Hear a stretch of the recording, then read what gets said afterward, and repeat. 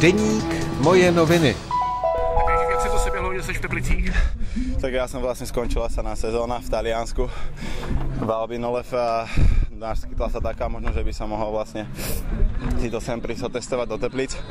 Teplice sú veľký klub v Česku, veľký pojem, historický klub, takže som veľmi rád, že môžem byť tady s chalanmi a pomôcť im a som rád, že sme prvý zápas tady za nich zvíťazili 4-0, čiže som spokojný a šťastný. A jak ten zápas z tvýho pohledu vypadal, jak si se cítil?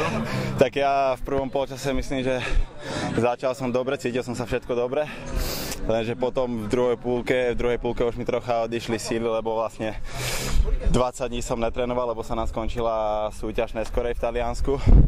Až vlastne na konci mája, tak sme mali voľno, čiže som ešte poriadne nebehal nič a v druhom poločasí to bolo cítiť, že môj výkon sa namáhal, čiže ešte pridám na kondícii a budem sa cítiť dobre.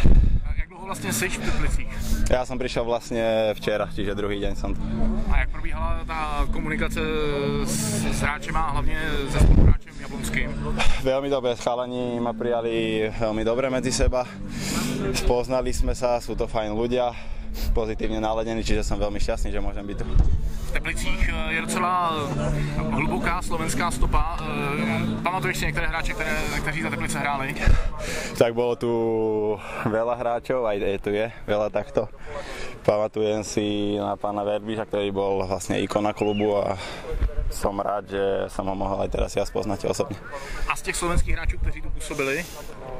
Tak slovenských teraz si konkrétne na meno nespomínam. Tam se proto, jestli si třeba u někoho sondoval, jak to v těch Teplicích vypadá, jak to chodí? Tak ja som sa pýtal vlastne agenta svojho, ako to tady je. On mi hovoril všetko len slova chvály na tento klub, čiže ja som ten klub poznal už predtým, lebo Teplice sú v Česku pojem, patrí veľký klubom, čiže nebolo čo riešiť. A v Itálii si hrál, jestli se nemýlim, sérii B? Prvé 2 roky som hral sériu A juniorskej súťaži. Potom tretí rok som bol v sérii B, odkiaľ sme neskôr vypadli s mužstvom a teraz vlastne hral som C1, čiže tretiu ligu v Taliansku, posledný rok. Italská liga to je pojem a hlavně tou defenzívou. Je to opravdu tak, nebo se to trošičku změnilo? No tak tam je to catenaccio, tá taktika, veľmi sa na tom pracuje cez tréning.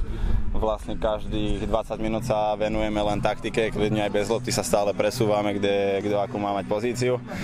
Tu teraz v Teplicách sme hrali na ináčí štýl, lebo sme hrali na 3 stoperov vzadu.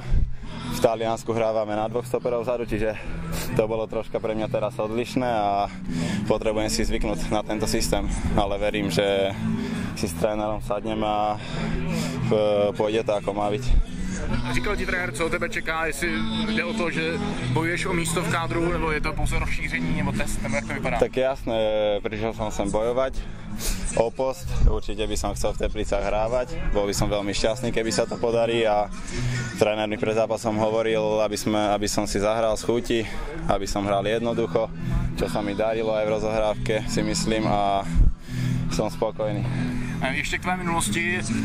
Přečetl jsem si, že jsi vyrostl ve Slovanu Bratislava, je to tak? Áno, hrával som vlastne 3 roky v Slovane Bratislava, odkiaľ som vlastne po 3 rokoch prestúpil do talianskeho Albinolefe, kde som vlastne už 4. rok. A taktiež mám nejaké štarty v reprezentácii od 16 až po 21. Ven si šel jako hodně mladý. Ako 17 ročný. Za jakých okolností to bylo?